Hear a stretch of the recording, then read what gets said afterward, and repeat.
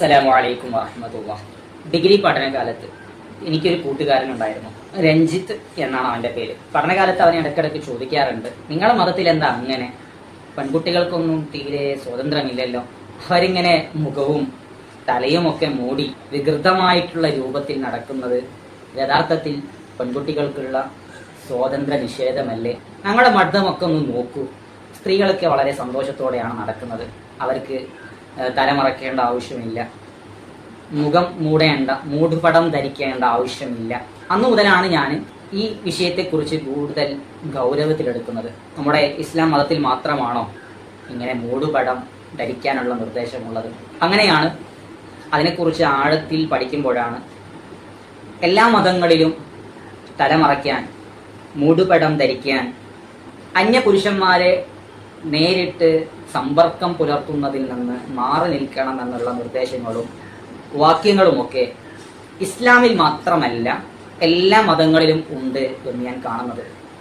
കഴിഞ്ഞ ഏതാനും ദിവസങ്ങൾക്ക് മുമ്പ് യുക്തിവാദി ജസ്ലാം മാടശ്ശേരിയുടെ ഒരു പോസ്റ്റ് ഞാൻ ശ്രദ്ധിക്കുകയുണ്ടായി.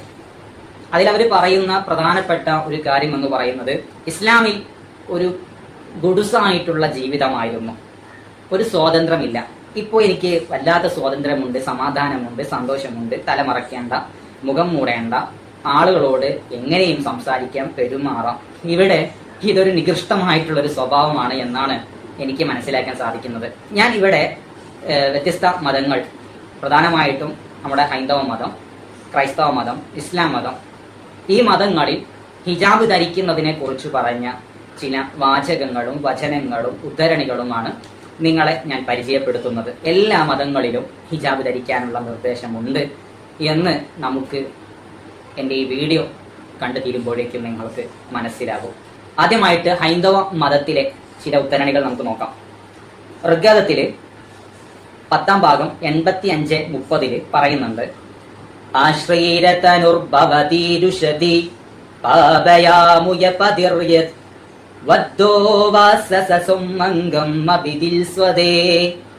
ഋഗ്വേദത്തിലെ ഈ വചനങ്ങളിലൂടെ പറയുന്നത്, ഇതിന്റെ അർത്ഥം ഞാൻ ആദ്യം ഒന്ന് പറയാം.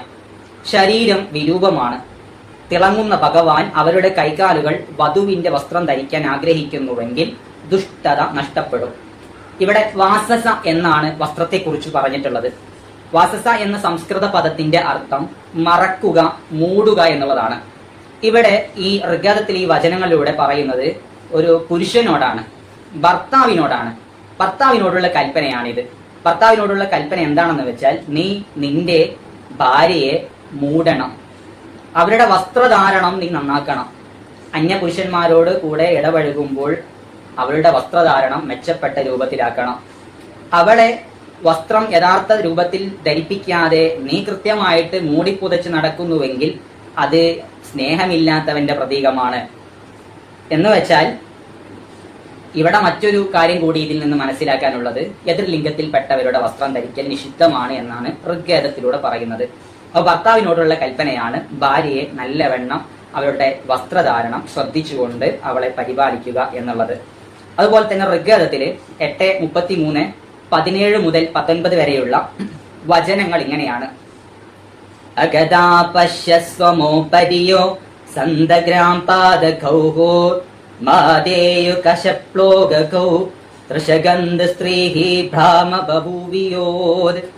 ഇവിടെ ഋഗ്വേദത്തിൽ പറയുന്നതിന്റെ അർത്ഥം, ദൈവം നിങ്ങളെ സ്ത്രീയാക്കിയത് നിങ്ങൾ നിങ്ങളുടെ നോട്ടം താഴ്ത്താനും പുരുഷന്മാരെ നോക്കാതിരിക്കാനും നിങ്ങൾ പാദങ്ങൾ, മൂടുപടങ്ങൾ സൂക്ഷിക്കുക. മൂടുപടം കൊണ്ട് മറക്കേണ്ട വസ്ത്രം വെളിപ്പെടുത്താനും പാടില്ല. ഇവിടെ സ്ത്രീയോടുള്ള ചില ഉപദേശങ്ങളാണ്. പുരുഷന്മാരോട് സംസാരിക്കുമ്പോൾ നിങ്ങളുടെ നോട്ടം താഴ്ത്തുക എന്ന് വെച്ചാൽ, പുരുഷന്മാരോട് നിങ്ങൾ നേരിട്ട് കണ്ണും കണ്ടും എന്ന രൂപത്തിൽ നോക്കി സംസാരിക്കാൻ പാടില്ല. മുഖത്തോട് മുഖം നോക്കി സംസാരിക്കാൻ പാടില്ല. അതുപോലെ പുരുഷന്മാരെ നോക്കാൻ പാടില്ല. നിങ്ങളുടെ പാദങ്ങള്, അതുപോലെ തന്നെ നിങ്ങൾ മൂടുപടം കൃത്യമായിട്ട് ഉപയോഗിക്കുക. എന്ന് വെച്ചാൽ മുഖം അന്യപുരുഷന്മാർക്ക് മുമ്പിൽ നിങ്ങൾ മറച്ചു തന്നെ ഉപയോഗിക്കണം. അതുപോലെ തന്നെ മൂടുപടം ഉപയോഗിച്ച് മറക്കേണ്ട ചില കാര്യങ്ങളുണ്ട്, അത് സ്ത്രീകൾക്കറിയാം, ഞാൻ ഇപ്പോൾ അത് വ്യക്തമാക്കുന്നില്ല. ആ കാര്യങ്ങൾ നിങ്ങൾ വെളിവാക്കരുത് എന്ന് ഋഗ്വേദത്തിലെ ഈ വചനങ്ങളിലൂടെ പറയുന്നുണ്ട്. അതുപോലെ തന്നെ മഹാവീർ ചരിത്ര നിയമം 2-ാം ഭാഗത്ത് പേജ് നമ്പർ 71 പറയുന്നുണ്ട്, ഒരു സംഭവം പറയാണ്, മഹാവീർ നിയമങ്ങൾ പറയാണ്. പരശുറാം വരുമ്പോൾ രാമൻ തന്റെ ഭാര്യ സീതയോട് പറയുന്നുണ്ട്, അവൻ ഞങ്ങളുടെ മൂത്തവനാണ്, ദയവായി നിങ്ങളുടെ നോട്ടം താഴ്ത്തി മൂടുപടം ധരിക്കുക.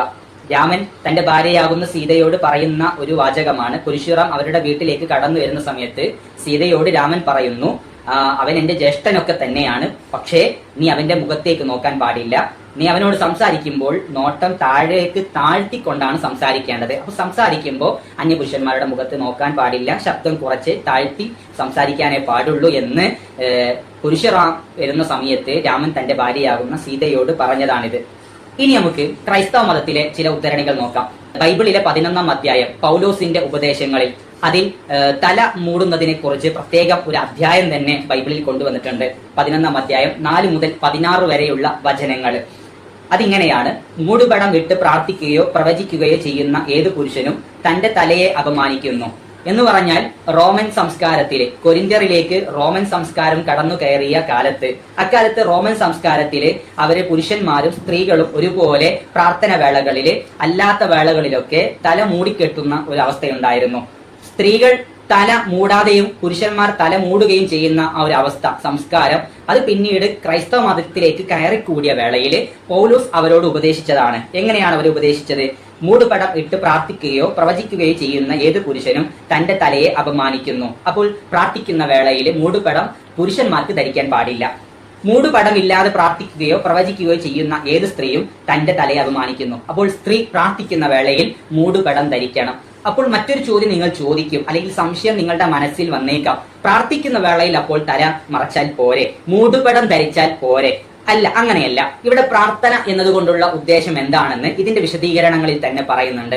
സഭ കൂടുന്ന വേളകളിൽ എന്നാണ് ഇതിന്റെ അർത്ഥം. എന്ന് വെച്ചാൽ അന്യ പുരുഷന്മാരോടുകൂടെ, ധാരാളം പുരുഷന്മാരോടുകൂടെ, ആളുകളോടുകൂടെ ഒരുമിച്ച് കൂടുമ്പോൾ പാലിക്കേണ്ട മര്യാദകളാണിത്. കാരണം ക്രൈസ്തവ പ്രാർത്ഥന എന്നൊക്കെ പറയുന്നത് സഭ കൂടി പ്രാർത്ഥിക്കുന്ന പ്രാർത്ഥനകളാണ്. അതുകൊണ്ട് പ്രാർത്ഥിക്കുന്ന വേളകളിൽ സഭ കൂടുമ്പോൾ സ്ത്രീകൾ തല മൂടണം, തല മറയ്ക്കണം, മൂടുപടം ധരിക്കണം. വീണ്ടും പറയുന്നു, സ്ത്രീ മൂടുപടം ഇടുന്നില്ലെങ്കിൽ മുടി കത്രിച്ചു കളയട്ടെ. കത്രിക്കുന്നതോ ക്ഷൗരം ചെയ്യുന്നതോ സ്ത്രീക്ക് ലജ്ജയുണ്ടെങ്കിൽ മൂടുപടം വിട്ടുകൊള്ളട്ടെ. അഥവാ അത്രയും മറക്കാൻ ബുദ്ധിമുട്ടാണെങ്കിൽ അവളുടെ മുടി അവൾ പറിച്ചു കളയട്ടെ, അല്ലെങ്കിൽ അവര് മൂടുപടം ധരിച്ചു കൊള്ളട്ടെ. മൂടുപടം ധരിക്കാൻ വേണ്ടി അത്രയും വലിയ ഒരു ഗൗരവമായിട്ടുള്ള നിർദ്ദേശമാണ് പൗലോസ് നൽകുന്നത്.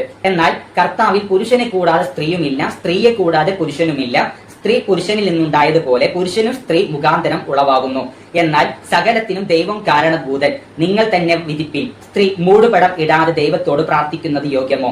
പുരുഷൻ മുടി നീട്ടിയാൽ അത് അവന് അപമാനമെന്നും സ്ത്രീ മുടി നീട്ടിയാലോ അത് മൂടുപടത്തിന് പകരം നൽകിയിരിക്കൊണ്ട് അവൾക്ക് മൗനമാകുന്നു എന്നും പ്രകൃതി തന്നെ നിങ്ങൾ പഠിപ്പിക്കുന്നുവല്ലോ.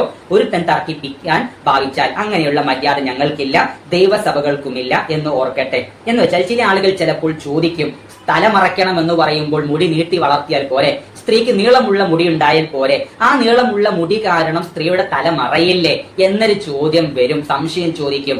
ആ ചോദ്യത്തിന് യാതൊരു പ്രസക്തിയും ഇല്ല. ദൈവസഭകൾക്ക് അങ്ങനെ ഒരു മര്യാദയോ നിയമമോ ഇല്ല. മൂടുപടം ധരിക്കുക, തല മറയ്ക്കുക എന്ന് പറഞ്ഞാൽ ആ തലമുടിയുടെയും മീതെയുള്ള മറയ്ക്കലാണ് എന്നാണ് പൗലോസിന്റെ ഈ വചനങ്ങളിലൂടെ പറയുന്നത്. മറ്റൊരു കാര്യം കൂടി, ഒരു പുസ്തകത്തിൽ നിന്നുള്ള ഉദ്ധരണി കൂടി പറയുകയാണ്. William F Orr and James Arthur Walther എന്ന് പറയുന്ന വ്യക്തി രചിച്ചിട്ടുള്ള 1 കൊരിന്ത്യർ ദ ആങ്കർ ബൈബിൾ എന്ന് പറയുന്ന പുസ്തകത്തിൽ പറയുന്നുണ്ട്. Garden City and with Doubleday and company 1976 പ്രസിദ്ധീകരിച്ച ഒരു പുസ്തകമാണിത്. ആ പുസ്തകത്തിൽ ആദ്യകാലത്തെ വിവാഹിതയായിട്ടുള്ള സ്ത്രീ ഭർത്തൃ വീട്ടിൽ അല്ലെങ്കിൽ ഭർത്താവിന്റെ വീട്ടിൽ നിന്ന് പുറത്തിറങ്ങുന്ന വേളയിൽ, സമൂഹത്തിലേക്ക് ഇറങ്ങി വരുന്ന വേളകളിൽ പാലിക്കേണ്ട ചില മര്യാദകളെ കുറിച്ച് പറയുന്നുണ്ട്. അതിങ്ങനെയാണ്: യഹൂദ സ്ത്രീ വിവാഹിതയാകുമ്പോൾ അവരുടേതായ ചില മര്യാദകൾ പാലിക്കണമായിരുന്നു. അവൾ തന്റെ തലമുടി ചുറ്റും കെട്ടി മറക്കണമായിരുന്നു. അവരുടെ ആചാരമനുസരിച്ച് വിവാഹിതയായ സ്ത്രീ മൂടുപടം ഇടാതെ വീടിന് പുറത്തു പോയാൽ അവൾ തന്റെ ഭർത്താവിന് നാണക്കേട് വരുത്തുന്നു. എന്ന് വെച്ചാൽ ഭർത്താവിന്റെ വീട്ടിൽ നിന്ന് അല്ലെങ്കിൽ സമൂഹത്തിലേക്ക്, ആളുകൾക്കിടയിലേക്ക് ഇറങ്ങിച്ചെല്ലുന്ന വേളകളിൽ തല മറയ്ക്കണം, മൂടുപടം ധരിക്കണം. അല്ലാത്ത പക്ഷം അത് ഭർത്താവിന് നാണക്കേട് വരുത്തുന്നു എന്നതിനാൽ അവളുടെ ഭർത്താവിന് അവളെ സ്ത്രീധനം നൽകാതെ ഉപേക്ഷിക്കാം. അപ്പോൾ അവളെ ഒഴിവാക്കാൻ തന്നെ ഹേതുവാകുന്ന ഒരു കാരണമാണ് ഭർത്താവിന് അത്രയും നാണക്കേടുണ്ടാക്കുന്ന വസ്തുതയാണ് തലമറക്കാതെ സ്ത്രീ പുറത്തേക്ക് ഇറങ്ങുക എന്നുള്ളത്. ഇത് William F Orr and James Arthur Walther എന്ന് പറയുന്ന വ്യക്തി അദ്ദേഹത്തിന്റെ ദ 1 കൊരിന്ത്യർ ദ ആങ്കർ ബൈബിൾ എന്ന് പറയുന്ന പുസ്തകത്തിലൂടെ പറഞ്ഞതാണ്. ഇപ്പോ ക്രൈസ്തവ മതത്തിലും ഹൈന്ദവ മതത്തിലും മൂടുപടം ധരിക്കണം എന്നത് വ്യക്തമാണ്. അതിനെ സംബന്ധിച്ച് തന്നെ കൃത്യമായിട്ട് വചനങ്ങള്, ഉദ്ധരണികള് ഈ രണ്ട് പ്രധാനപ്പെട്ട ഗ്രന്ഥങ്ങളിലും വന്നിട്ടുണ്ട്. അതാണ് ഞാൻ നിങ്ങൾക്ക് മുമ്പിൽ കേൾപ്പിച്ചത്. വിശുദ്ധ ഖുർആനിലെ ചില 2-3 ആയത്തുകൾ കൂടി ഞാൻ വായിക്കുകയാണ്. സൂറത്ത് അഹ്സാബിൽ 53-ാമത്തെ ആയത്തിൽ പറയുന്നുണ്ട്, വഇദാ സഅൽതുമൂഹുന്ന മതാഅൻ ഫസ്അലൂഹുന്ന മിൻ വറാഇ ഹിജാബ് ദാലികും അത്ഹറു ലിഖുലൂബികും വഖുലൂബിഹിന്ന. നിങ്ങൾ സ്ത്രീകളോട് വല്ലതും ചോദിക്കുകയാണെങ്കിൽ നിങ്ങൾ മറക്കു പിന്നിൽ വെച്ച് ചോദിക്കുക. മറക്ക് പിന്നിൽ നിന്ന് കൊണ്ട് ചോദിക്കുക എന്ന് വെച്ചാൽ സ്ത്രീകളോട് നേരിട്ട് മുഖത്തോട് മുഖം ഉള്ള സംഭാഷണം നിങ്ങൾ ഒഴിവാക്കുക. അത് നല്ലതല്ല എന്ന് പറയുന്നു. അതുപോലെ തന്നെ സൂറത്ത് അഹ്സാബിൽ തന്നെ 59-ാമത്തെ ആയത്തിൽ പറയുന്നു, യാ അയ്യുഹൻ നബിയ്യു ഖുൽ ലി അസ്വാജിക വബനാതിക വനിസാഇൽ മുഅ്മിനീൻ യുദ്നീന അലൈഹിന്ന മിൻ ജലാബീബിഹിന്ന. സ്ത്രീകളോട്, നിങ്ങളുടെ മുത്തുനബിയോടുള്ള കൽപ്പന, നിങ്ങളുടെ ഭാര്യമാരോട്, മക്കളോട്, മറ്റു മുഅ്മിനീങ്ങളായിട്ടുള്ള സ്ത്രീകളോട് നിങ്ങൾ പറയുക, എന്ത്? നിങ്ങൾ മുഖം മറയ്ക്കുക, മൂടുപടം ധരിക്കുക. സൂറത്ത് നൂർ 31-ാമത്തെ ആയത്ത് പറയുന്നു, വഖുല്ലിൽ മുഅ്മിനാത്തി യഗ്ളദ്ന മിൻ അബ്സാരിഹിന്ന വയഹ്ഫദ്ന ഫുറൂജഹുന്ന വലാ യുബ്ദീന സീനതഹുന്ന ഇല്ലാ മാ വഹറ മിൻഹാ വൽയദ്രിബൻ ബിഖുമുരിഹിന്ന അലാ ജുയൂബിഹിന്ന. സ്ത്രീകളോട് നിങ്ങൾ പറയുക, നിങ്ങൾ മൂടുപടം ധരിക്കുക. പുരുഷന്മാരോട് നിങ്ങൾ നേരിട്ട് സംസാരിക്കാൻ പാടില്ല. പുരുഷന്മാരെ കാണുമ്പോൾ നിങ്ങൾ കണ്ണ് അടയ്ക്കുക, അവരിലേക്ക് നിങ്ങൾ നോക്കാൻ പാടില്ല. ഇവിടെയെല്ലാം സർവ്വമതങ്ങളും ഹിജാബ് സംസ്കാരത്തെയാണ് പ്രോത്സാഹിപ്പിക്കുന്നത്. ഹിജാബ് സംസ്കാരം പിന്തുടരുക, അർത്ഥമനുസരിച്ച് നിങ്ങൾ ജീവിക്കുക, വിജയം കൈവരിക്കുക. അസ്സലാമു അലൈക്കും.